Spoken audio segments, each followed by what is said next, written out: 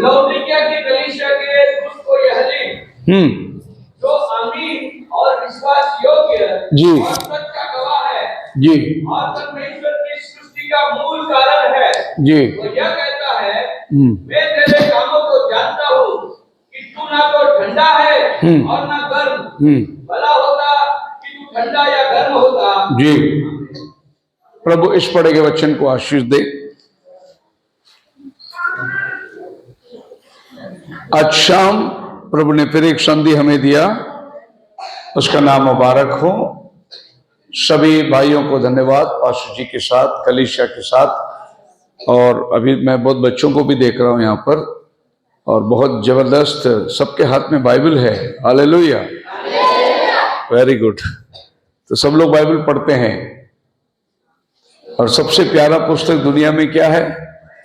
Bible है। Bible जीवन की किताब है। सो जो बातें आज हम लोग पढ़ने जा रहे हैं वो है 7 कलीसिया काल को परमेश्वर ने खत लिखा। उसका पहला अध्याय का प्रकाशित वाक्य, उसका 9 वचन पढ़ोगे तो बाइबल कहती है, मैं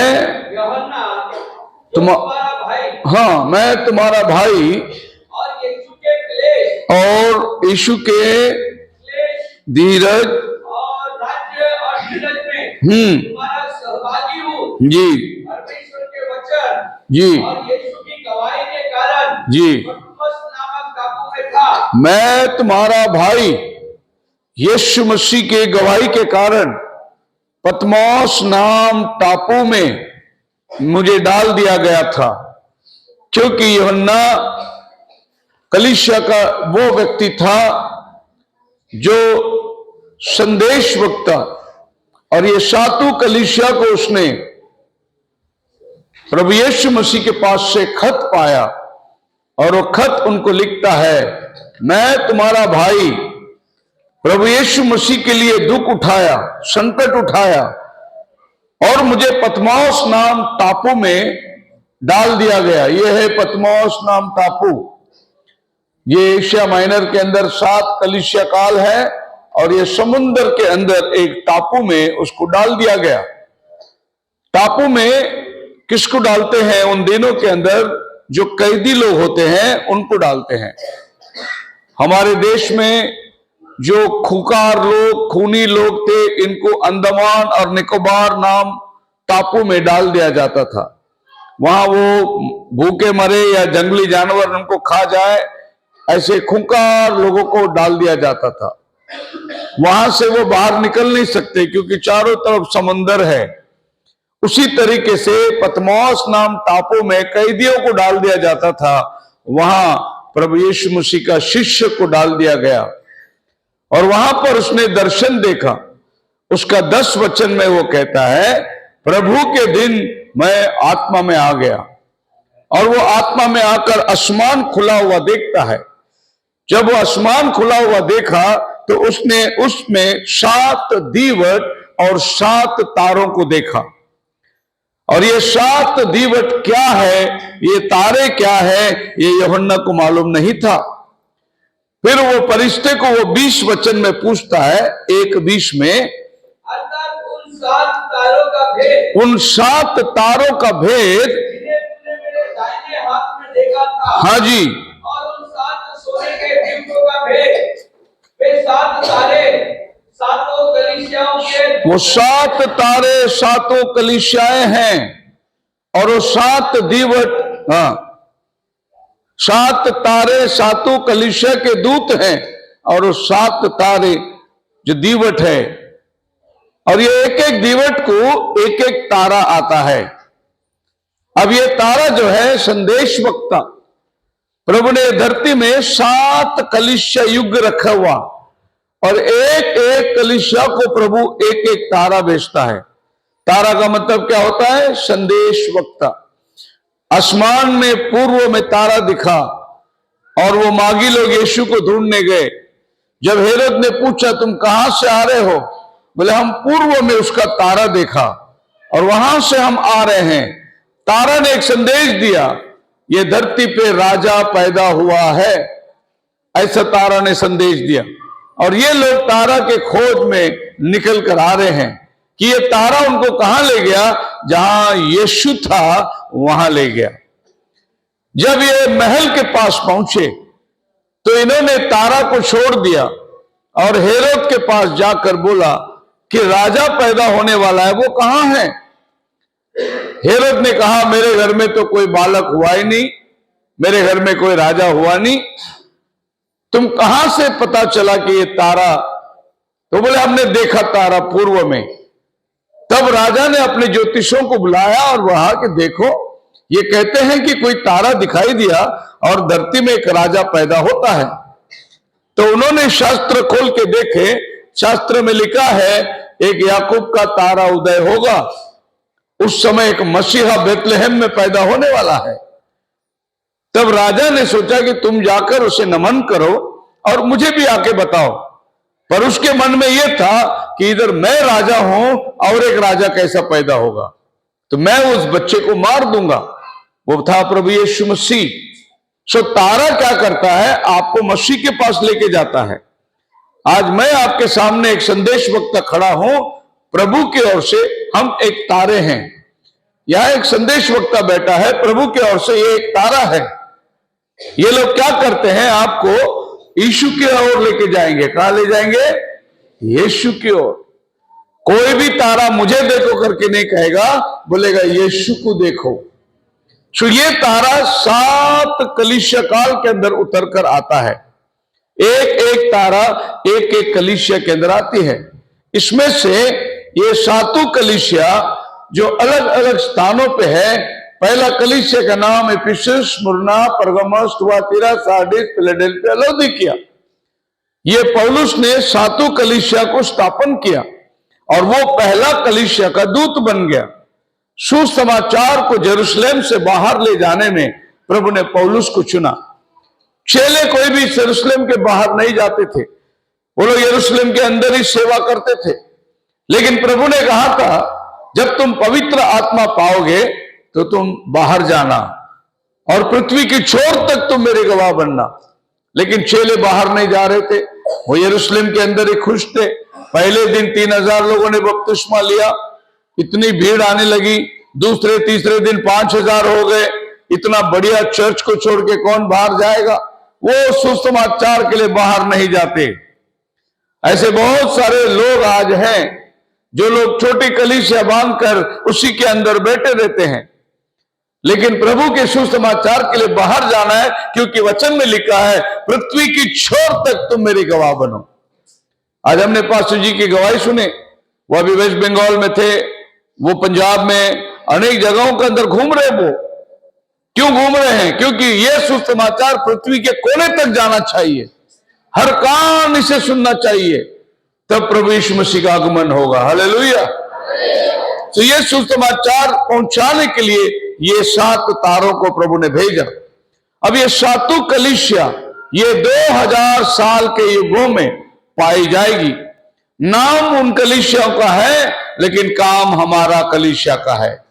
वो युग में जो काम हुआ था, यानी प्रभु कहता है 1:3 में पढ़िए प्रकाशित वाक्य 1 से लेके 3 तक। 1:3 प्रकाशित वाक्य, हाँ, जो उसे परमेश्वर ने इसलिए दिया हाँ, कि अपने दासों को हाँ, वे बातें जिनका शीघ्र होना अवश्य है दिखाए। जिसका शीघ्र होना अवश्य है दिखाए। मतलब ये किताब में जो बात लिखने के लिए कहा था वो जल्दी होने वाली बातें हैं। तो ऐसा कहा गया कि लिख उन बातों को जो शीघ्र होना अवश्य है। तो जॉन बैठकर पत्मोस नाम टापू में सब कलीसिया को खत लिखता है, और इस खत के अंदर प्रभु हर कलीसिया की कमजोरी, उस कलीसिया के अंदर की जो कमी बातें हैं, उस कलीसिया को कहां वो चुकती है, वो सब प्रभु उस खत में लिखता है। पहली कलीसिया था इफिसस। इफिसस का नाम का मतलब है रिलैक्स। और उस कलीसिया को प्रभु खत में क्या लिखता है, देखिए 2 अध्याय का 4 वचन पढ़िए, उसी में प्रकाशित वाक्य में। और मुझे तेरे विरोध कुछ कहना है। मुझे तेरे विरोध कुछ कहना है। तूने अपना पहला सा प्रेम छोड़ दिया है। खुदावन जब भी बात करता है वो कलीसिया के विरुद्ध में बात करता है, कलीसिया के साथ होकर खुदावन कभी बात नहीं करता। इजरायली देश को प्रभु ने बोला, तेरे विरुद्ध में मैं बात करता हूं, तूने मुझे छोड़ दिया है। इस कलीसिया के विरुद्ध में प्रभु क्या बात करता है? तूने पहला सा प्रेम छोड़ दिया है। पहला प्रेम, नया नया विश्वास में आएंगे तो ज्यादा बाइबल पढ़ते हैं, ज्यादा प्रार्थना करते हैं, ज्यादा चर्च को जाते हैं, फिर थोड़ा 10-5 साल पुराना हो गया तो फिर विश्वास में ढीला होते हैं, फिर बाद में मेरे को काम है, मैं बाहर जा रहा हूं, इस तरीके से बहाने बनाने लगते हैं। नया नया शादी हो गया, पता है कैसे चलते हो लोग? हाथ में हाथ डाल के रास्ते में बाजार में साथ साथ चलते, देखने वाला बोलेगा अभी अभी शादी हुआ है इनका। ऐसा ही जब नया नया प्रभु को मिलता है तो बाइबल हाथ में, प्रार्थना हाथ में, आत्मिक जीवन में बहुत प्रार्थना, फिर बाद में थोड़ा साल होने के बाद विश्वास में ठंडापन आ जाता है। विश्वास के अंदर फिर बाद में, नहीं मैं पहला बहुत बाइबल पढ़ता था, मैं पहला बहुत प्रार्थना करता था, अभी क्या हो गया? ठंडा हो गया। प्रभु यीशु मसीह क्या कहता है पीछे कलीसिया को? तू पहला सा प्रेम छोड़ दिया है। पहला प्रेम, जब तक पति घर में नहीं आता तब तक पत्नी भूखे रहती, खाना नहीं खाती, वो आने के बाद ही खाना खाएंगे, साथ साथ खाएंगे, ये उसको खिलाएगा, वो इसको खिलाएगा। लेकिन बाद में पति बोलेगा तू खा के सो जा, मेरे को लेट होने वाला है। बाद में मालूम नहीं मैंने खा लिया। कलीसिया ऐसा ही ठंडा हो चुका और प्रभु शिकायत करता है तूने पहला सा प्रेम छोड़ दिया है। अगर ये कलीसिया हमारी कलीसिया होती और हमको प्रभु बोलता तो पहला सा प्रेम छोड़ दिया है, तो हमको कितना बुरा लगता। बुरा लगेगा या नहीं लगेगा? हम बोलेंगे नहीं प्रभु, हम आपसे उतना ही प्रेम करते हैं, हम उतना ही बाइबल पढ़ते हैं, हम उतना ही चर्च में जाते हैं। नहीं, हम देखते हैं कि लोगों का जीवन में जब ठंडापन आएगा सो प्रभु शिकायत करता है तूने पहला सा प्रेम छोड़ दिया है। इस कलीसिया को प्रभु एक और शिकायत करता है, तुझ में कुछ लोग हैं जो निकोलियों की शिक्षण को मानते हैं। भिन्न भिन्न शिक्षण आज आ चुकी है। उन दिनों के अंदर कलीसिया में पहला शिक्षण जो आया था वो निकोलियों की शिक्षण था। यह निकोलियों की शिक्षण कहां से आ गई चर्च के अंदर? कलीसिया के अंदर जो शिक्षण परमेश्वर ने नहीं दिया वो शिक्षण कलीसिया में कहां से आती है? सो निकोलियों को पहली शिक्षण, निकोलियों का मतलब है निको यानी राज्य करने वाला, रूलर, लेटी मतलब साधारण विश्वासी। तो ये लोग बाप बन गए और उनको लेटी मेंबर बना दिए। हम अभी अपने आप को पोप कहलाएंगे, हम अपने आप को बिशप कहलाएंगे और तुम लोग सादा लोग हो जाएंगे। तो निको, लेटी, रूलर, चर्च के अंदर भेदभाव आ गया, मैं बड़ा तू छोटा। ये है निकोलियों की शिक्षण। हम लोग विशेष लोग हैं, तुम लोग साधारण लोग हैं, ये है निकोलियों की शिक्षण। और कलीसिया में निकोलियों की शिक्षण आ गई और लोगों के अंदर फर्क नजर आने लगा, जात पात नजर आने लगा। ये ऊंचा जात का, वो नीचा जात का, कलीसिया के अंदर फर्क दिखाई देने लगी। जबकि प्रभु यीशु मसीह के लहू से हम सब धुले हुए हैं। चाहे हम किसी भी जात का हो, हम यीशु के लहू से जब धुल जाते हैं, एक आत्मा परिधान करते हैं, हम सब लोग प्रभु में एक देह बन जाते हैं। हालेलुया। प्रभु यीशु मसीह हमारे लिए एक रोटी है जो तोड़ा गया। जब वो रोटी तोड़कर एक रोटी में से हम सब लोग मिलकर खाते हैं, हम सब एक रोटी बन जाते हैं। और प्रभु ने हमें एकता के लिए बुलाया है। लेकिन ये कलीसिया के अंदर निकोलियों की शिक्षण आकर कलीसिया को तोड़ने लगी। ऐसे सातों कलीसिया को प्रभु कहता है तुझ में ये कमी है, तुझ में ये कमी है, तुझ में ये कमी है, श्वेत हो जा, मैं आकर दीवट को हटा दूंगा, मैं तेरा नाम जीवन की किताब से काट दूंगा, मैं तुझे आसमान के फल खाने को नहीं दूंगा। तो प्रभु ने हर एक कलीसिया को एक परिणाम रखा हुआ है। खैर हम लोग उन कलीसिया को नहीं देख सकते, 7 कलीसिया है, बहुत टाइम लग जाएगा। मेरा उद्देश्य लास्ट कलीसिया को देखेंगे हम लोग। लास्ट कलीसिया हमारा कलीसिया है। हम लोग ये पृथ्वी में लास्ट युग है, हमारे बाद अभी कोई युग आने वाला नहीं है। 8वां नाम कलीसिया बाइबल में नहीं है, 7 ही कलीसिया है। और सवेरे मैंने हमको बताया था हम लोग अंतिम दिनों में आ चुके हैं, प्रभु का आना बहुत निकट है। ये टाइम पृथ्वी में कौन सी कलीसिया रहेगी? उस कलीसिया का नाम है लौदीकिया कलीसिया। और लौदीकिया कलीसिया, लौदीकिया का मतलब है ह्यूमन राइट, समान अधिकारी, डेमोक्रेसी। राज्य पृथ्वी में सब जगह में ह्यूमन राइट्स का अधिकार चलता है, समान अधिकार। और जितने राजशाही लोग थे प्रभु सबको खत्म किया और सब जगह डेमोक्रेसी आ चुकी है। ये कलीसिया को प्रभु शिकायत देता है, ये हमारा अपना कलीसिया है। इफिसस कलीसिया जो थी वो पौलुस के टाइम पे थी। उसके बाद स्मिर्ना कलीसिया आई, उसमें सबके गले काट दिए गए, लोगों को कत्ल किया गया।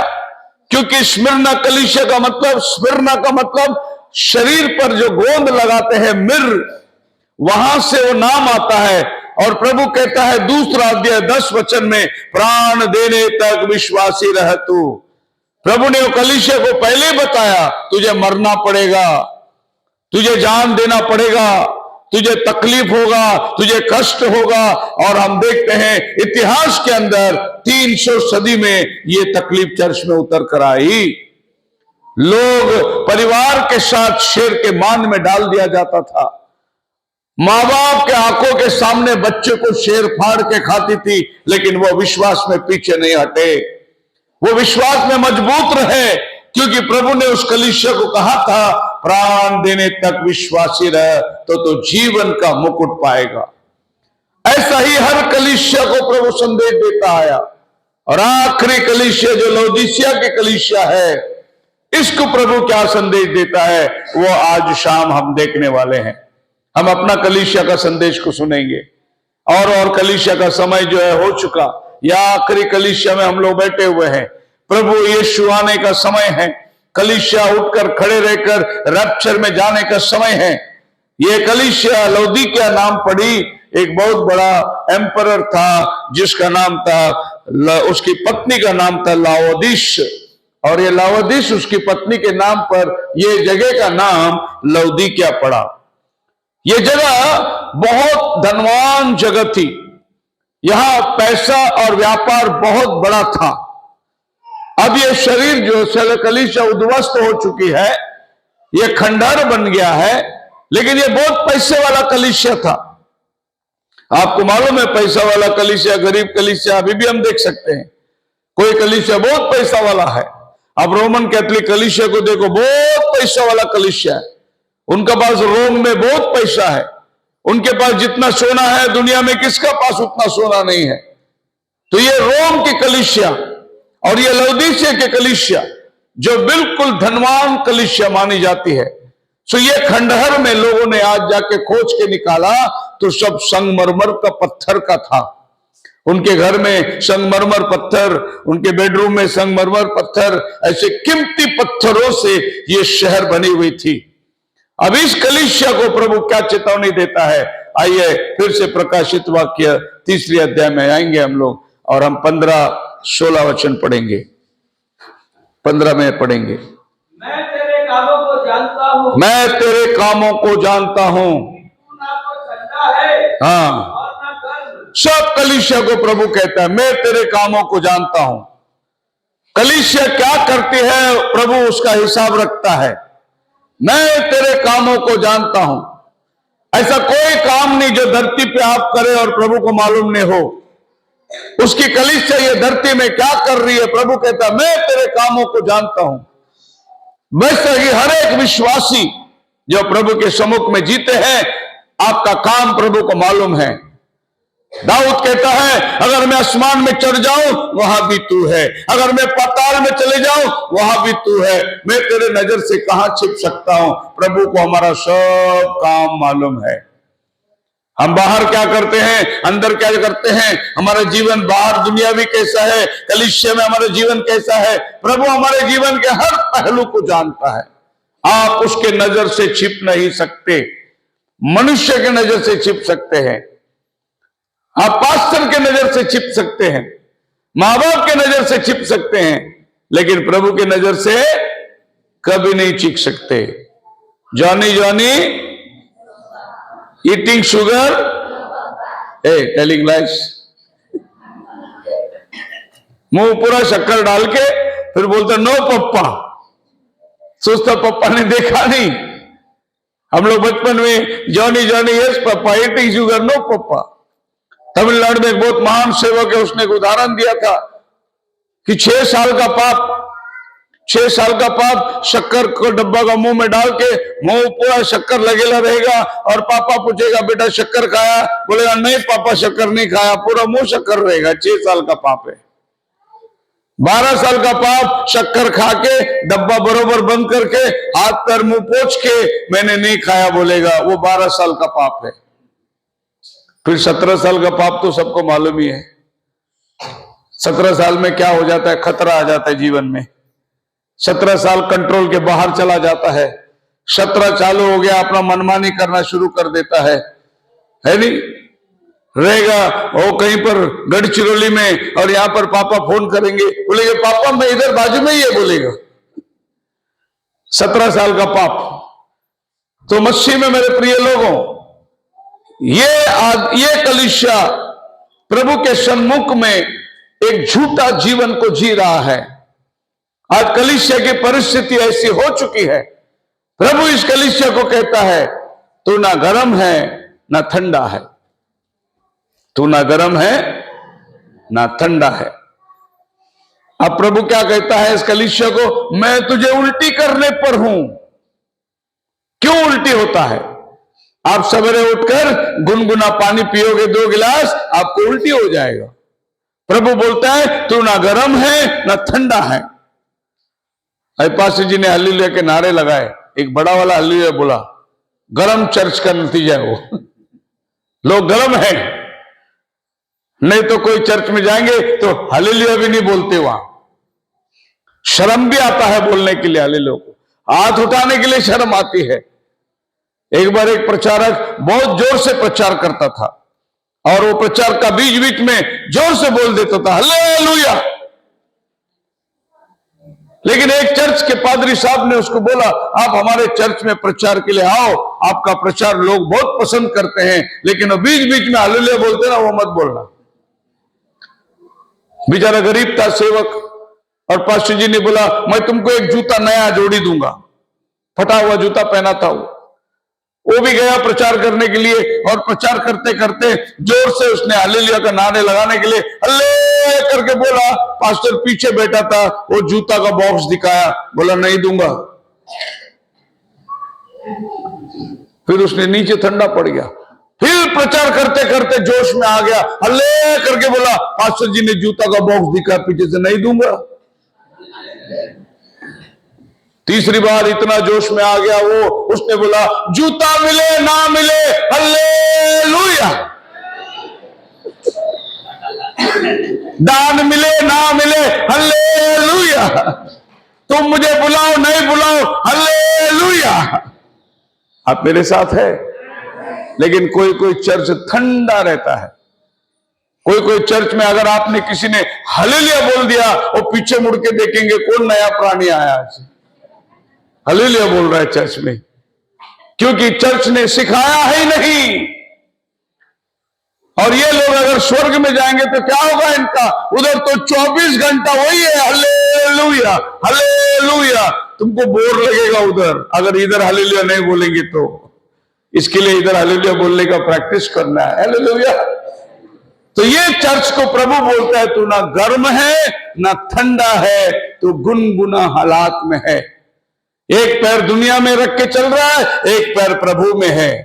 तेरा जीवन स्थिर नहीं है। इधर आकर प्रभु बोझ भी लेता है, उधर जाकर प्रसाद भी खाता है। इसको बोलते ना ठंडा ना गर्म। जीवन के अंदर कोई परिपक्वता नहीं है, एक ढीला जीवन जी रहा है। मन में आया तो जाएंगे चर्च को, मन में नहीं आया तो नहीं जाएंगे, कोई जरूरी नहीं। कलीसिया में जाएंगे लेकिन कलीसिया के रीत के अनुसार नहीं चलेंगे, अपनी मनमानी करेंगे, अपने मर्जी के अनुसार चलने वाले लोग, इनका जीवन गुनगुना जीवन है, ना गर्म ना ठंडा। हम लोग देखते हैं घरों में गीजर लगा हुआ रहता है, एक में गर्म पानी मिलता है, एक में ठंडा पानी मिलता है। ऐसा ही लौदीसिया कलीसिया के अंदर दो नदी आती थी। एक नदी में गर्म पानी आती थी और एक नदी के अंदर ठंडा पानी आता था।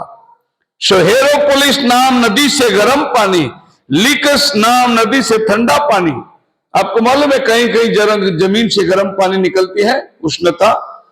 हमारे महाराष्ट्र में एक जगह से वज्रेश्वरी करके थाना डिस्ट्रिक्ट में एक जगह है, वहां पूरा पट्टा जो है गर्म जमीन से गर्म पानी आती है। आप उसमें रुमाल में चावल पकड़ोगे तो चावल 2 मिनट में पक जाएगा, इतना गर्म पानी जमीन से आता है। उधर बहुत बड़ा आश्रम बना के बैठे हैं और वो जमीन से आने वाला पानी जो उष्णता को दर्शाता, ऐसा ही एक नदी लौदीकिया में था और इसमें से गर्म पानी आती थी और ये गर्म पानी में लोग नहाने को आते थे क्योंकि उनके शरीर की बहुत सारी बीमारियां वो पानी से दूर होती थी। सो ये दो नदी उस गांव में आकर मिलती थी कोलोसे में, इसीलिए ये शहर बहुत फेमस था। भाई हमारे यहां पर टूरिस्ट लोग आते हैं, हमारे यहां लोग घूमने आते हैं, हमारे यहां गर्म पानी का नदी पाई जाती है और इस नदी में बहुत लोग नहाने के लिए आते थे। इसीलिए लौदीकिया थोड़ा फेमस शहर था और लौदीकिया घमंड करती थी कि हमारे पास में गर्म पानी का नदी है। लेकिन प्रभु कलीसिया को कहता है उस शहर में तू ना गर्म है ना ठंडा है।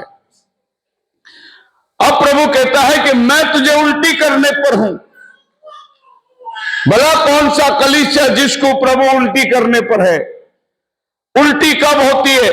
जब आपने उल्टा सीधा खा लिया, आपको पचन नहीं हुई और रात भर गैस की तकलीफ, सवेरे मन करेगा कि मैं उंगली डालूं और उल्टी कर दूं। तो पेट के अंदर जब कुछ रहना नहीं है उसको कहते हैं वो उल्टी में बाहर आती है और प्रभु कहता है मैं तुझे उल्टी कर दूंगा। इसका मतलब ये कलीसिया का कृत्य प्रभु को हजम नहीं हो रहा है, यह कलीसिया का चाल चलन प्रभु को पसंद नहीं है। इसलिए प्रभु कहता है कि तूने मुझे बीमार कर दिया है। जब उल्टी होती है तो एक आदमी बीमार हो जाता है। प्रभु कहता है मैं तुझे उल्टी करने पर हूं, यानी ये कलीसिया ने प्रभु को बीमार कर दिया है। प्रभु का मन नहीं लग रहा है इस कलीसिया के साथ।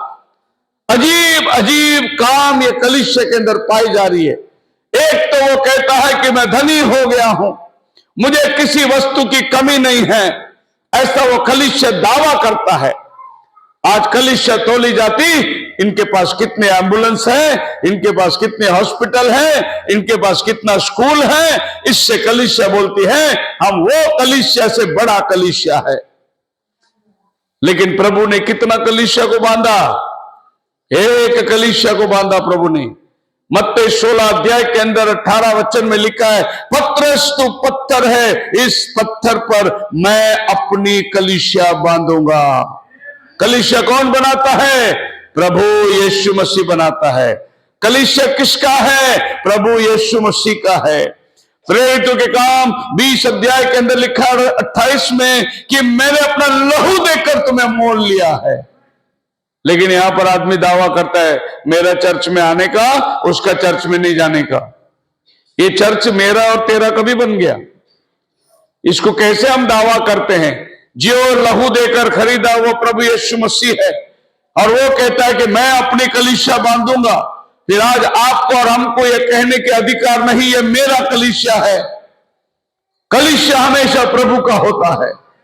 कलीसिया प्रभु की शरीर है और प्रभु उसका सर है। लेकिन आज दावा कह दिया। मेरे पास एक ब्रदर आए, बोले पास्टर जी मेरे चर्च से कुछ भेड़ लोगों को चुरा के ले गए।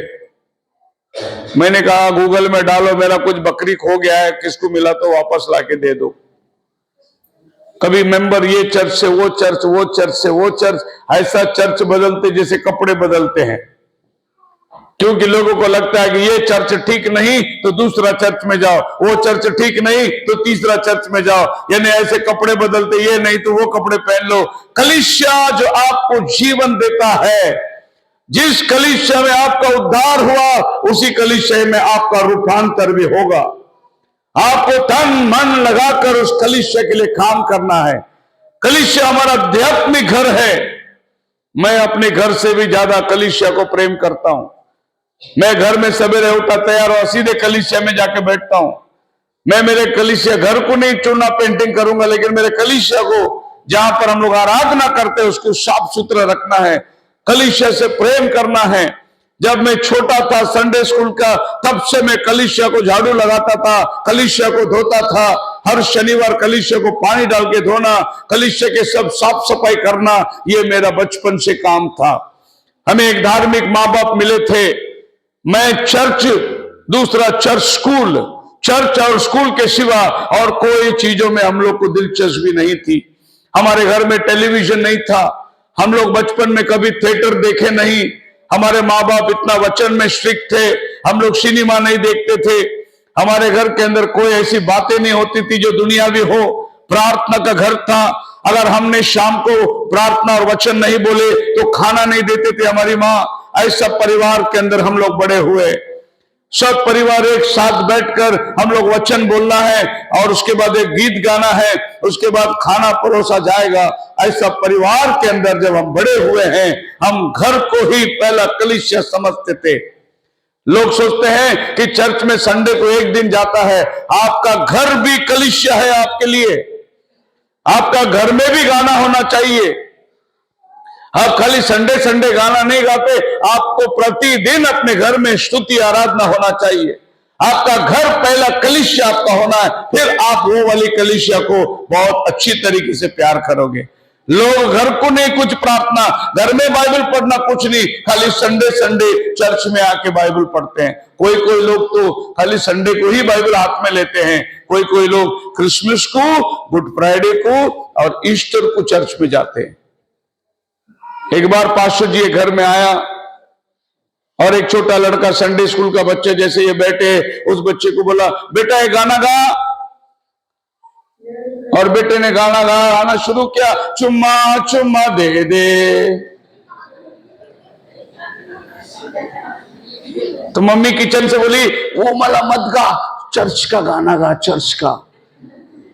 तो पास्टर जी ने बोला, कोई बात नहीं, वो तो खाली एक दिन गाता है, बाकी सोमवार से शनिवार तक यही गाता है बच्चा।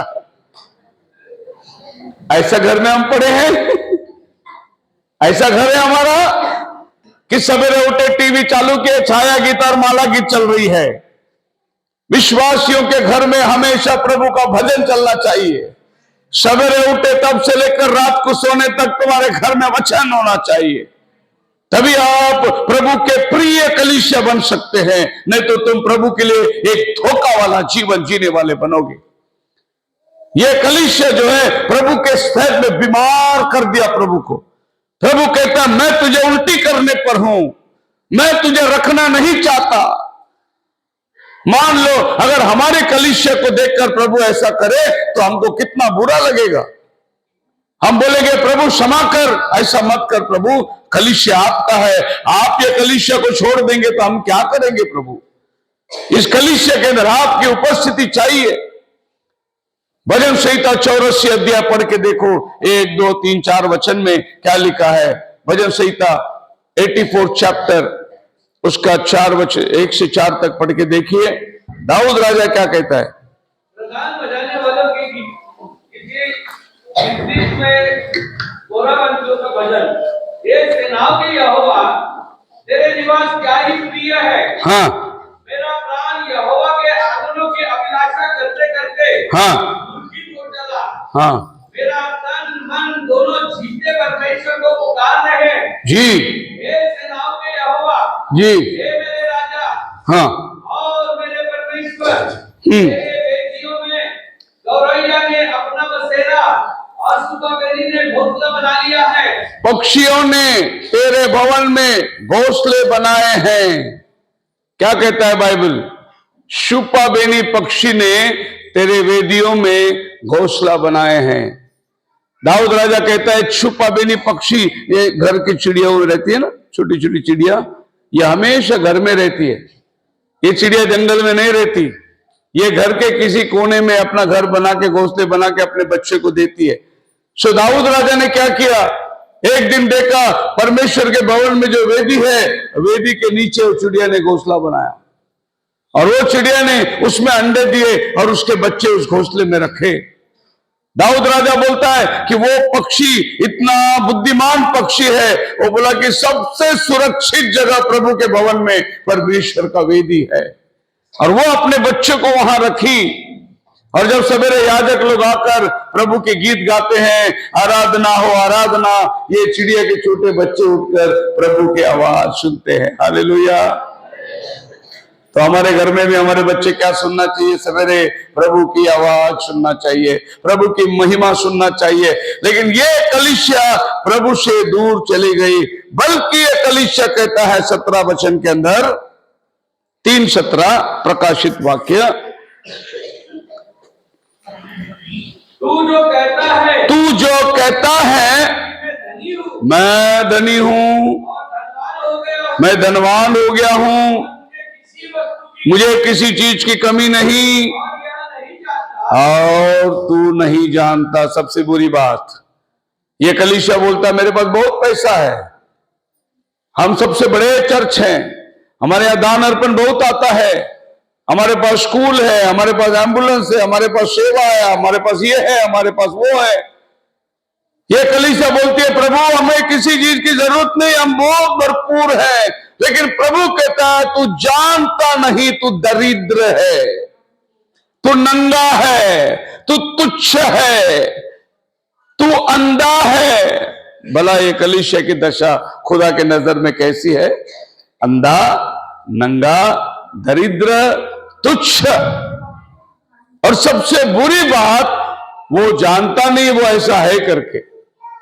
अगर कोई आदमी रास्ते पर नंगा चलता है, कपड़े नहीं बदल में, बाल बितरे हुए हैं, तुम उसको पागल बोलोगे ना? बोलोगे या नहीं बोलोगे? क्योंकि उसको होश नहीं है।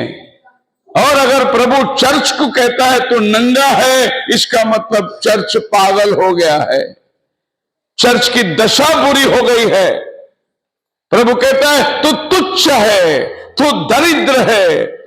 देखो, संसार में धनवान होने से प्रभु के नजर में तुम धनवान रहोगे, ये गलत बात है। प्रभु ये दुनिया के धन और दौलत को तौलता नहीं, प्रभु तुम्हारा विश्वास को तौलता है कि तुम विश्वास में कितना धनी हो। एक बार एक घर में मां बेटी रहती थी, और वो घर में रात को सर्प आ गया और वो बेटी को डस के उस सर्प से बच्चा मर गया जहर से। और वो संडे का दिन था, जब सवेरे मां उठ के देखती बच्चा नीला नीला हो गया है और उसके बगल से सांप निकल के गया, बच्चा मर गया है। लेकिन चर्च का टाइम है सवेरे 9 बजे। इस मां ने वो बच्चे को कुछ नहीं किया, वैसे रख दिया और बाइबल लेके चर्च में जाके बैठ गई, क्योंकि चर्च नहीं छोड़ना है मुझे। और पादरी साहब ने पूरा गाना हो गया, वचन हो गया, सब होने के बाद में आखिरी प्रार्थना का टाइम आया, तभी वो सिस्टर बोली मेरा घर में बच्चा सांप काट के मर गया रात को, तो आप लोग प्लीज घर में आइए। तो पास्टर जी ने बताया अरे तुम पहले क्यों नहीं बताया? वो बोली मैं पहले बताता तो चर्च बंद होती, चर्च डिस्टर्ब हो जाता, चर्च में किसी का मन नहीं लगता, इसके लिए मैंने नहीं बताया। बोले क्या विश्वास है ये औरत का। और सब चर्च वाले बोले चलो जाएंगे। और जब उन्होंने घर में गया, वो बच्ची नीला रंग का जहर से भर गया, मर चुकी है। और सब लोग प्रार्थना कर रहे, पास्टर जी प्रार्थना कर रहे, प्रभु ये माँ के ऊपर दया कर, इसका विश्वास इतना बड़ा है, बच्ची मर गया तो भी ये चर्च में आके बैठी, किसको बताई नहीं। ऐसा विश्वास के लिए प्रभु हम धन्यवाद करते हैं, ये माँ का दुख को जान। और जब इन्होंने प्रेयर आमीन बोला, वो मरी हुई लड़की उठ के बैठ गई। हालेलुया। ऐसा घर आपका होना चाहिए। धनी किसमें होना चाहिए? प्रार्थना में धनी होना चाहिए, तुम विश्वास में धनी होना चाहिए, तुम परमेश्वर के वचन को मानने में धनी होना चाहिए। लेकिन ये चर्च जो है कहता है मेरे पास बहुत सोना है, मेरे पास बहुत पैसा है, मैं धनी हो गया हूं। लेकिन परमेश्वर बोलता है तू तुच्छ है, तू दरिद्र है, तू भिखारी है, तू नंगा है। ओ कैसा चर्च रहेगा ये? अगर समझो हम जिस चर्च के मेंबर है वो चर्च खुदा के नजर में ऐसी भी है, तो हमारा क्या फायदा होगा? ये चर्च में बहुत बड़े बड़े लोग आकर बैठे रहेंगे और ये चर्च खुदा के दृष्टि में दरिद्र है, नंगा है। चर्च दरिद्र का मतलब समझते? ना नहाने को पानी, ना साबुन, ना बदन के अंदर कोई ढंग का कपड़ा, दरिद्र हालात में है। खाने को खाना भी नहीं है, क्योंकि वो चर्च में वचन ही नहीं होता, वो चर्च में संदेश ही नहीं है। अगर 10 मिनट 20 मिनट बात किया तो चर्च के लोगों को बोर लगने लग जाता है। परमेश्वर का वचन सुनने का मन नहीं है। हमारे तमिलनाडु में ऐसा बहुत चलता है, अगर बहुत लंबा पास्टर बात किया तो ट्रांसफर कर देंगे उसको, बोले ये बहुत लंबा बात करते हैं पास्टर, ये पास्टर हमको नहीं मानते, दूसरा पास्टर हमको भेज दो।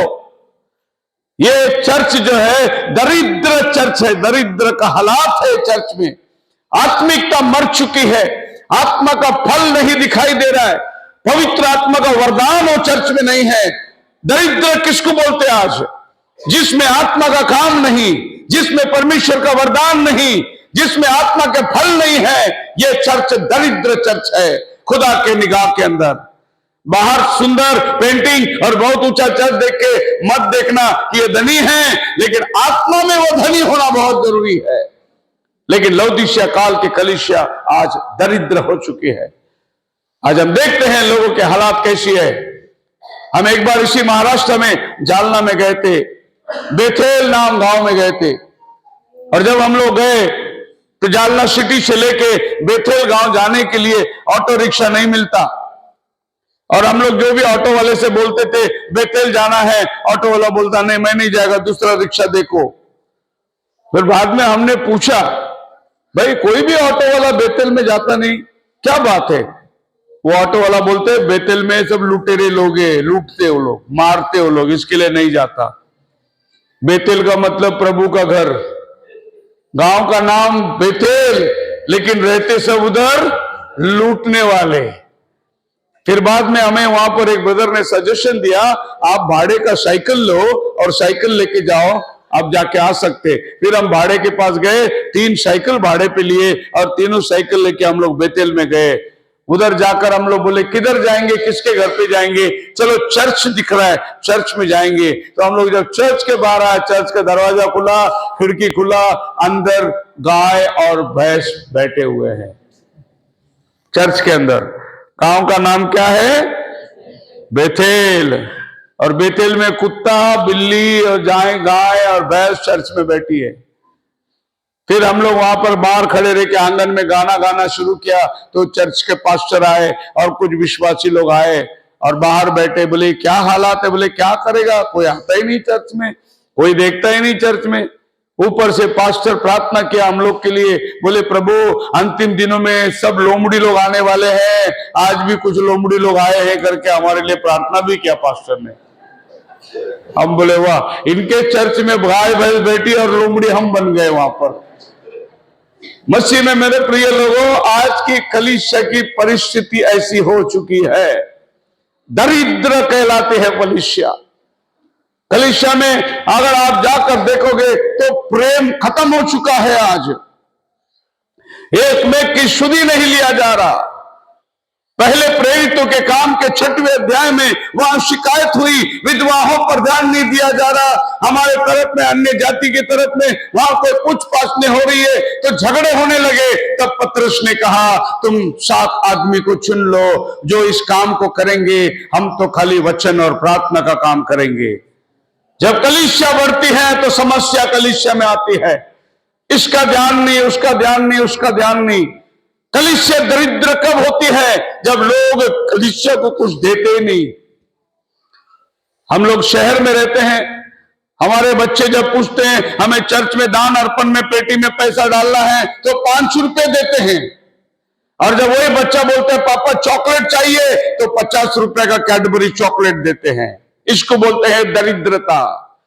प्रभु के भवन को 5 रुपए में लेना और बाकी अपने सुख विलास के लिए बहुत पैसे खर्च करना। कितना डालते हो संडे दान पेटी के अंदर? 10 रुपया, 20 रुपया, और मुंह में लगाने के लिए फेयर एंड लवली लेने को जाते हो तो 150 रुपये का लगता है। तो प्रभु के भवन में क्या डालते हो और खुद के लिए क्या वापरते हो तुम? इसको बोलते हैं दरिद्र कलीसिया। प्रभु के भवन को क्या देना है? प्रभु यीशु मसीह ने बताया, एक दिन एक औरत आकर अपनी संपूर्ण कमाई उसमें पेटी में डाली और प्रभु बोलता है ये प्रभु को कबूल हुआ। एक गरीब औरत ने जो था सब लाके डाल दिया उसने। प्रभु ने बोला वो धनवान अपने धन में से थोड़ा डालता है, लेकिन ये गरीब जो था सब डाला। प्रभु की नजर में बड़ा है। प्रभु की नजर में पैसा का रकम बड़ा नहीं, कौन से दिल से तुम देते हो वो प्रभु की नजर में बड़ा है। हालेलुया। सो मसीह में मेरे प्रिय लोगों, कलीसिया दरिद्र इसी जगह पर कहलाती है। कलीसिया के अंदर कोई उपवास और प्रार्थना नहीं हो रही है। खुदा के निगाह में कलीसिया ने आज रो रो के संसार के लिए प्रार्थना करना है, क्योंकि हम लोग जो समय में जी रहे हैं, बुराई बुराई बुराई, सब जगह में पाप बढ़ रहा है।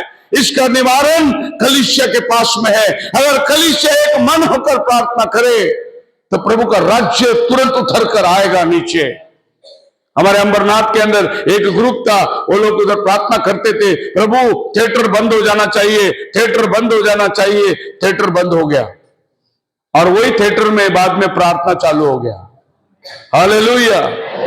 ऐसा प्रार्थना करो, प्रभु ये गढ़चिरौली धानोरा में जितना दारू का दुकान है सब बंद हो जाए और वो प्रार्थना का घर बन जाए। है नहीं? दारू पी के आके हमारे घर को तकलीफ, घर घर परेशानी, अशांति, गाली गलौज, मार पीट। आदमी 2 पैर से दारू के दुकान में जाके दारू लेता है, आने के टाइम पे 4 पैर से चल के आता है। अच्छे से जाता है, दिमाग ठीक, आने के टाइम दिमाग खराब करके आता है वो।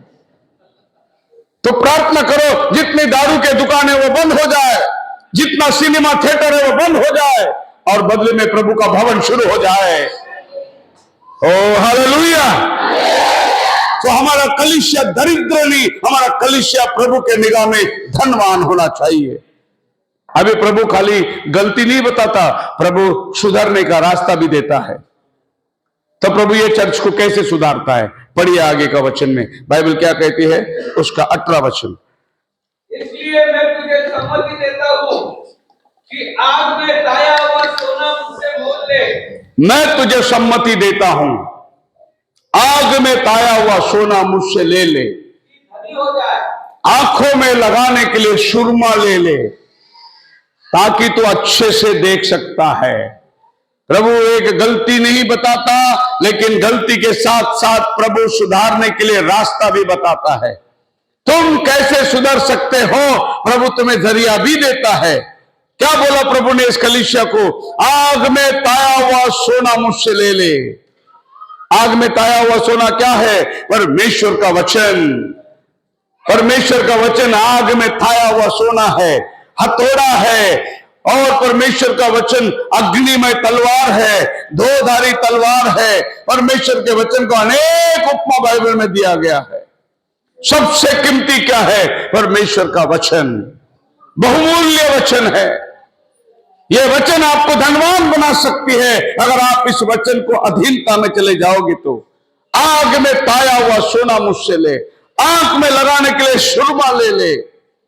अब ये चर्च जो है, ये लौदीकिया कलीसिया जो है, यहां सोना मिलते थे, जमीन में, पानियों में, नदियों में सोना मिलते थे। इसके लिए लौदीकिया बहुत घमंड करती थी, हमारे पास सोना बहुत है। प्रभु बोला इतना सोना रह के भी तू दरिद्र है। और ये लौदीकिया कलीसिया में एक बहुत बड़ा हॉस्पिटल था, आंखों का हॉस्पिटल, और यहां काजल बनती थी, काजल, सुरमा। ये सुरमा दुनिया में सबसे नंबर 1 सुरमा थी, पूरी वर्ल्ड को ये सुरमा सप्लाई करती थी। इसके लिए लौदीकिया कलीसिया को घमंड था कि हमारे पास आंखी का हॉस्पिटल है, हमारे पास आंखों में लगाने के लिए सुरमा है। प्रभु कलीसिया को बोलता है इतना बढ़िया सुरमा होके भी तू आत्मिक में अंधा है, मुझसे सुरमा ले ले तू। आज प्रभु जो सुरमा हमें देता है आंखों में लगाने के लिए, वो पवित्र आत्मा का सुरमा है। अगर उसको तुम आंखों में लगाओगे तो आपको बाइबल साफ साफ दिखाई देगा। बाइबल की भेद की बात आपको खुल के मिलेगी। आंखों में तू सुरमा लगा के बाइबल को पढ़ लेना। बहुत से लोग बाइबल को पढ़ने में अलग अलग रूप से बाइबल को पढ़ते हैं। मैं हमेशा एक उदाहरण देता हूं। सवेरे आदमी भविष्य देखने के लिए भी बाइबल पढ़ता है। सवेरे उठ के बाइबल खोलता है, अच्छा वचन मिल जाए। और वो वचन पढ़ के सोचते दिन भर मेरे को दिन अच्छा जाएगा। एक दिन ऐसे एक विश्वासी बाइबल खोला, उसको वो वचन मिला जहां लिखा है यहूदा जाके फांसी लेके मर गया। बड़ा बुरा वचन मिला उसको, बोले सवेरे सवेरे मरने का वचन मिला। उसने बाइबल बंद किया और बोला प्रभु दूसरा बार बाइबल खोलता हूं, अच्छा वचन मिलने दे। बाइबल का सब वचन अच्छा ही है। उसने बाइबल खोला तो वहां लिखा है जा तू भी ऐसा ही कर। वो बोला यार दिन आज बहुत खराब है, ये बाइबल सवेरे फांसी का वचन, बाद में तू भी ऐसा ही कर। तो कोई भी चीज 3 बार देखा जाता है। उसने तीसरी बार बाइबल बंद करके बोला प्रभु अच्छा वचन मिलने दे।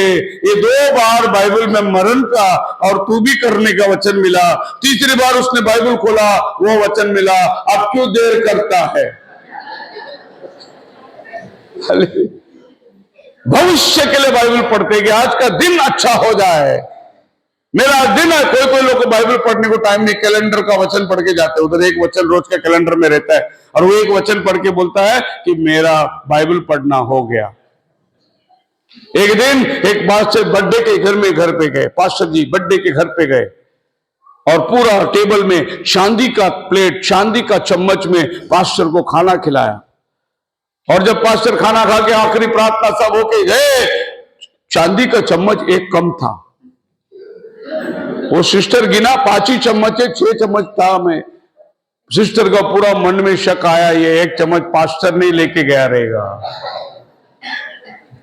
और फिर उसने बोला ठीक है अगला बार मैं पास्टर को घर में खाने को बुलाऊंगा, पास्टर को पूछूंगा कि गए साल तुमने चम्मच लेके गया। अगला साल बर्थडे आया, पास्टर को बुलाया, वही चांदी का चम्मच सब रखा था। और खाना खाने के टाइम पे वो सिस्टर ने जाने के बोले पास्टर जी मुझे एक बात बोलना है, गया साल आप खाना खाए थे, मैंने 6 चम्मच रखा था, 5 ही मिला, 1 चम्मच आप लेके गए ना। पास्टर जी बोला नहीं बहन, मैं आपका बाइबल का कवर में रखा हूं। किधर रखा? वो सिस्टर दौड़ के गई, बाइबल निकाल के देखी, उसके अंदर ही चम्मच था। इसका मतलब पूरा साल वो सिस्टर बाइबल को हाथ ही नहीं लगाया और पूरा साल यही सोचता रहा पास्टर चोरी करके गया, पास्टर चोरी करके गया करके। ऐसा दरिद्र घर और दरिद्र विश्वासी लोग चर्च को कुछ भला नहीं कर सकते हैं। चर्च में एक दिन दान पेटी के अंदर झगड़े हो गए। उधर 1 रुपया का डॉलर आके ठन करके गिरा, आवाज आता है 1 रुपया का डॉलर ठन करके गिरा। उसके बाजू में 10 रुपया वाला नोट था। उसने 1 रुपया वाला, दूर जा, मैं तेरे से 10 गुना बड़ा हूं। नोटों के अंदर, डॉलर के अंदर झगड़े हो गए। डॉलर ने उसको बोला मैं हर संडे रहता हूं, तो खाली पगार का दिन आता है, मैं हर संडे रहता हूं इधर, हर संडे मेरे लोग चौबन ही डालते, डॉलर ही डालते, खाली पगार होने का दिन एक संडे थोड़ा नोट 10 का 20 का नोट गिरता है। ये दरिद्र चर्च कहलाता है इसको। परमेश्वर कहता है तू आंखों में लगाने के लिए सुरमा मुझसे ले ले। तो आज से 2000 साल पहले ये कलीसिया के अंदर बहुत अच्छा सुरमा मिलता था। प्रभु ने होके भी तेरा आत्मिक आंखी तू अंधा है, तू देख नहीं सकता। आज कलीसिया देख नहीं सकती है हमारे इर्द गिर्द क्या हो रहा है। परमेश्वर किस वचन को पूरा कर रहा है आज हमारे आसपास में, कलीसिया को दिखाई नहीं देता। यरूशलेम के अंदर इजराइल मंदिर बनाने के काम शुरू कर रहा है और हमारे पास से अनुग्रह उधर चला जाएगा अभी, और हम लोग बिल्कुल वंचित रह जाएंगे। लेकिन कलीसिया को दिखाई नहीं दे रहा है, कलीसिया को दिखाई नहीं दे रहा है। बाइबल में लिखा है रशिया आएगा चीन के साथ में इजराइल के ऊपर हमला करने के लिए, और वो तैयारी करके हाईवे बनाकर आ रहा है, और हमको मालूम ही नहीं है कलीसिया में कि क्या दुनिया के साथ हो रहा है, क्योंकि हम लोग आत्मिक अंधापन में बैठे हुए हैं। उन भविष्यवाणियों को हमें जानना जरूरी है जो हमारे दिनों के लिए परमेश्वर लिखा हुआ है। पढ़िए लूक की किताब, उसका 4था अध्याय और उसका 16-17 में देखिए बाइबल क्या कहती है। हले जी, यीशु नाजरत में आया, जहां उनका पालन पोषण हुआ था, हाँ जी, और अपनी रीति के अनुसार जब आराधनालय में जाकर जाकर पढ़ने के लिए खड़ा हुआ। हाँ, यशायाह भविष्यद्वक्ता की पुस्तक यशायाह भविष्यद्वक्ता की पुस्तक यीशु के हाथ में दिया गया और उसने यशायाह की किताब खोलकर वो भाग निकाला निकाली। जहां लिखा हुआ था, परमेश्वर का आत्मा मुझ पर है, मेरा अभिषेक हुआ गया है, अंधों को दिखाने, बंधुओं को छुड़ाने के लिए मेरा अभिषेक हुआ। वो भाग निकाला उसने। अगर वही यशायाह की किताब में वो 53वां अध्याय निकाल के पढ़ लेता तो क्या हो जाता। वो उस काम के लिए नहीं आया था, वो सिर्फ कोढ़ियों को शुद्ध करने, अंधों को आंखें देने, कुचले हुओं को छुड़ाने के लिए वो मंदिर में जाकर किताब निकाला और वो हिस्सा पढ़ा जहां लिखा है, परमेश्वर का आत्मा मुझ पर है।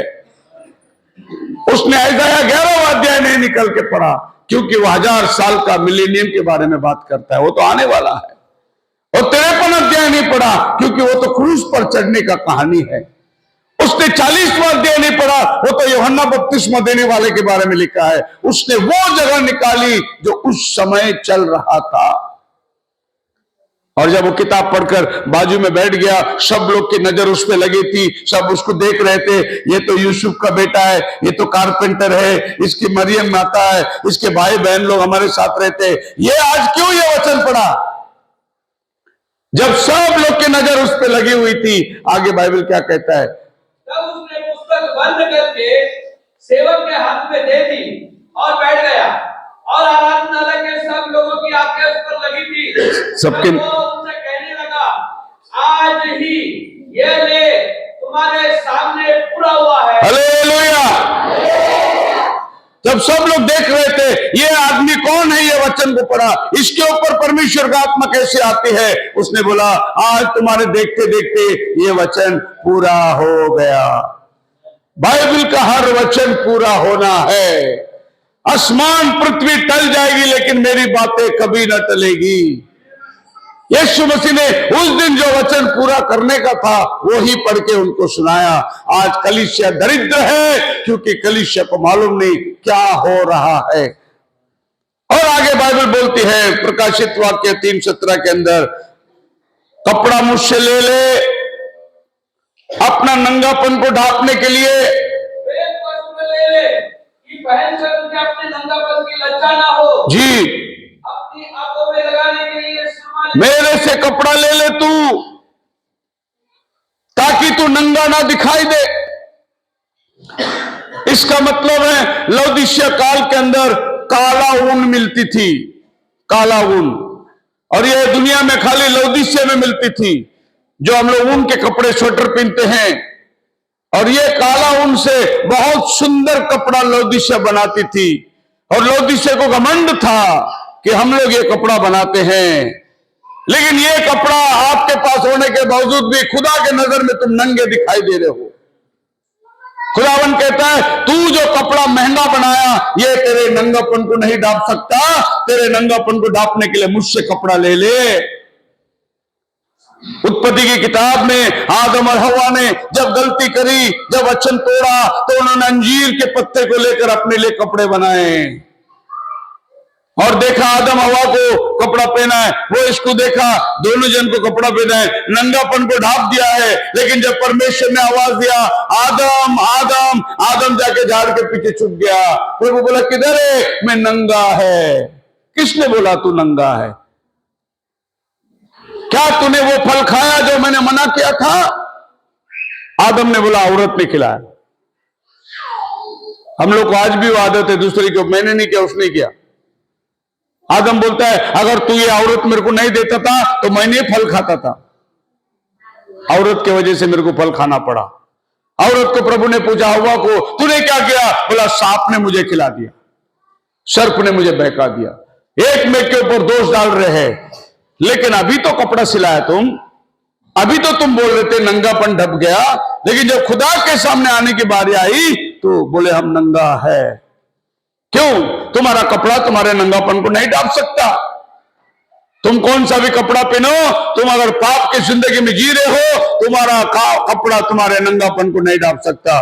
खुदावन के पास से कपड़ा मिलता है तुम्हें जो तुम्हारे नंगापन को ढांपता है। तो आज हमारे पाप का नंगापन हम कैसे ढांपे? परमेश्वर ने क्या किया? आदम के वाटिका में 3 अध्याय उत्पत्ति के 21 वचन में क्या लिखा है? उसने वहां पर बलिदान किया, एक मेमने का चमड़ा निकाला और आदम और हवा को चमड़े का वस्त्र पहनने दिया। चमड़ा कहां से मिलता है? जब तक कोई जानवर नहीं मरता चमड़ा कहां से मिलेगा? प्रभु ने जानवर को मारा, बलिदान किया, वो चमड़े का कपड़ा निकल आ रहा और आदम और हवा को पहनाया। बोला ये कपड़ा पहनो, तुम्हारा नंगापन ढांप सकते हो। तुमने अंजीर के पत्ते का कपड़ा बनाया, वो तुम्हारा नंगापन को नहीं ढांप सकता। आज अच्छे अच्छे कपड़े पहने तो तुम पाप से ढक नहीं सकते। खुदा का कपड़ा, वो मेमना जो आदम के वाटिका में मारा गया, वो कौन था? प्रभु यीशु मसीह था। हालेलुया। जब प्रभु यीशु मसीह को 39 कोड़े के फटके मारे, उसके मांस उखड़ के निकल जाते थे। एक कोड़े से उसके मांस छिन्न भिन्न हो जाते थे। 39 कोड़े का फटका खाया, उसका चमड़ा थोड़ा तितर भीतर कर दिए, लेकिन वो नंगा हो गया और आपको और हमको उसने कपड़ा दे दिया। प्रभु यीशु मसीह को क्रूस में नंगा लटकाया गया था। लोग वहां जा नहीं सकते थे, मुंडी हिला के लोग दूर खड़े होते, क्योंकि वो नंगा हो गया। वैसे क्या गुनाह उसने किया? नंगा हो गया। आपके और हमारे गुनाहों को जब उसने अपने ऊपर उठाया, वो नंगा हो गया और उसका धार्मिकता का कपड़ा उसने आपको और हमको पहना दिया। आज हमको पाप का क्षमा मिला है। हालेलुया। कौन देता है ये दुनिया में पाप की क्षमा? पाप की क्षमा क्या बनिया की दुकान में मिलती है या कपड़े की दुकान में मिलती है? पाप का क्षमा केवल प्रभु यीशु मसीह में मिलता है, जो मेरे पापों के लिए मारा गया, गाड़ा गया, तीसरा दिन जी उठा और मुझे लेने के लिए वो बादलों पर आने वाला है। वही एक आपको कपड़ा दे सकता है। हालेलुया। सो आपका अपना कपड़ा आपका पाप को ढांप नहीं सकता। खुदावन अपना कपड़ा आपको दिया है। जब कलीसिया उठा ली जाती है, पढ़िए प्रकाशित वाक्य 19वां अध्याय के अंदर कलीसिया उठा ली जाती है। कैसे उठा ली जाती है? कौन सा कपड़ा पहना हुआ है कलीसिया ने? प्रकटीकरण का किताब 19वां अध्याय के अंदर 7 वचन पढ़िए। 7 आओ हम आनंदित और मगन हो, आओ हम आनंदित और मगन हो और उसकी स्तुति करें, जी। क्योंकि मेमने का विवाह आ पहुंचा है। मेमने का विवाह आ पहुंचा है। उसकी दुल्हन ने अपने आप को तैयार, उसकी दुल्हन तैयार कर ली है। उसको शुद्ध चमकदार मलमल का कपड़ा दिया गया है, और कलीसिया वो शुद्ध चमकदार मलमल का कपड़ा लेकर यीशु से भेंट करने को जा रही है। हालेलुया। यही प्रभु बोलता है, तो नंगा है, तेरे नंगापन के लिए मेरे से तू कपड़ा ले। मैं तुझे शुद्ध मलमल पाप से धुला हुआ कपड़ा तुझे पहनाऊंगा, और ये कपड़ा पहनकर तुम खुदा के सामने खड़े रह सकते हो। इसको बोलता है शादी का पोशाक। प्रभु यीशु मसीह ने उदाहरण दिया। एक बार वो शादी के घर में गया, वहां पर 2 आदमी बैठे थे जिनके पास शादी का कपड़ा नहीं था। बोला तुम कहां से आ गए, कैसे आ गए अंदर? क्योंकि दरवाजे में जो भी शादी में आता था उनको एक शादी का पोशाक पहनाया जाता था, और ये जो बिना शादी के पोशाक पहने हैं, मतलब ये दरवाजे से नहीं आए, ये कहीं खिड़की से कूद के आए हैं। इनको हाथ पर बांधकर अंधकार में डाल दो। अंधकार का मतलब नर्क को दर्शाता है। अगर आपको प्रभु के भवन में बैठना है तो पाप का धुला हुआ कपड़ा, यीशु मसीह ने दिया हुआ कपड़ा पहनकर आपको बैठना है। और आदम और हवा जब चमड़े का कपड़े पहने, तब परमेश्वर ने कहा हाँ अब तुम मेरे इस निगाह के अंदर, वो पहले अंजीर के कपड़े पहने, खुदावन ने उनको चमड़े का कपड़ा पहनाया। ये कपड़ा आपको प्रभु के सामने खड़े रहने के योग्य और लायक बनाता है। बाइबल में लिखा है कोलोसियों की किताब 3 अध्याय 17 वचन के अंदर, जितनों ने मसीह में बपतिस्मा लिया उतनों ने मसीह को परिधान कर लिया है। ये वही कपड़ा है जो मसीह को पहन लेता है, वो प्रभु की निगाह में कभी नंगा नहीं दिखाई देगा। सो मसीह में बड़े लोगों, प्रभु यीशु मसीह हमें अपना कपड़ा पहनाता है, अपना सोने का बहुमूल्य सोना जो उसका वचन है वो देता है, और हमें शादी के लिए तैयार करता है। तो एक बहुत बड़ी शादी होने वाली है, आसमान पर होने वाली है। उसकी दुल्हन उठा लिए जाएगी और वो आसमान पर रहेगी। एक बड़ी शादी चलेगी, लाखों मीलों दूर मेज लगा होगा, पृथ्वी भर के सारे दुल्हन आसमान पर उठा ली जाएगी और वहां पर शादी के बाद 7 साल के बाद वो लोग ये धरती में राज्य करने को आने वाले हैं। फिर से प्रकाशित वाक्य 19वां अध्याय 13 वचन में प्रभु यीशु मसीह के साथ ये धरती में राज्य करने के लिए आ रहा है। यह है लौदीसिया कलीसिया की दिशा।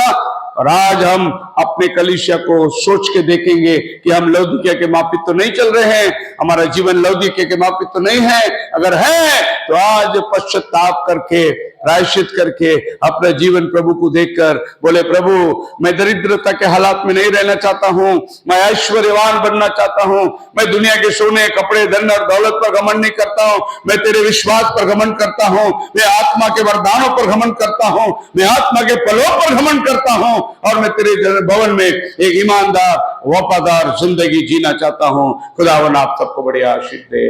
प्रार्थना के अंदर जाएंगे हम लोग। बस प्रार्थना करेंगे। सर्वजन हमें आंखों को बंद करके परमेश्वर से प्रार्थना करें। वचन के द्वारा परमेश्वर में मार्गदर्शन किया, सब लोग सुना हुआ वचन को याद करें। परमेश्वर के वचन प्रत्येक लोग के साथ परमेश्वर ने बोला।